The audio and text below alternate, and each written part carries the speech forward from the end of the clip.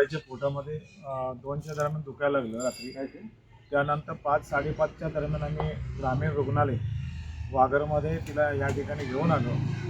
इकडे घेऊन आल्यानंतर संपूर्ण डॉक्टर वगैरे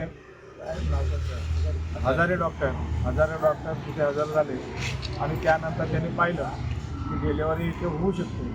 आणि डिलेवरी होत असताना नंतर आम्हाला जाणवलं की ह्यांच्यामध्ये काही तथ्य काही नाही की जोरजोराने पेशंट बोंबतत होतं. आणि त्या डॉक्टरांना आम्ही म्हणालोच होता, सर जर तुम्ही आम्हाला जर पुढे न्यायची मुभा देत असाल तर आम्ही पुढेही घेऊन जातो आहे, तर तशी काही गरज भासणार नाही, आम्ही सोडवण्याचा प्रयत्न करतो आहे.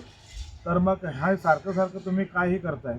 तरी पण तिने सांगा तुम्ही चिंता करू नका, दोन्ही जीव चांगले मिळतील, शाबीत मिळतील, याच्यामध्ये तुम्ही निश्चिंत राहा, अशा प्रकारे हजारे डॉक्टरने आम्हाला सांगितलं.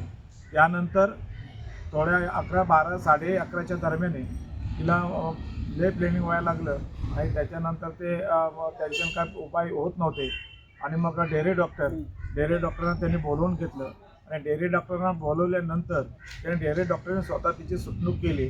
म्हणून एक तरी आमचा जीव वाचला. बाळ गेलं तर गेलं, एक जीव आमचा वाचला. डॉक्टरांच्या हलगर्जीपणामुळे हा आमचा बाळ प्राणाला मुकलेला आहे. त्यांच्यावरती कठोर शिक्षा व्हायला पाहिजे असं आमचं जनसमुदायांचं म्हणणं आहे, आमची मागणी आहे.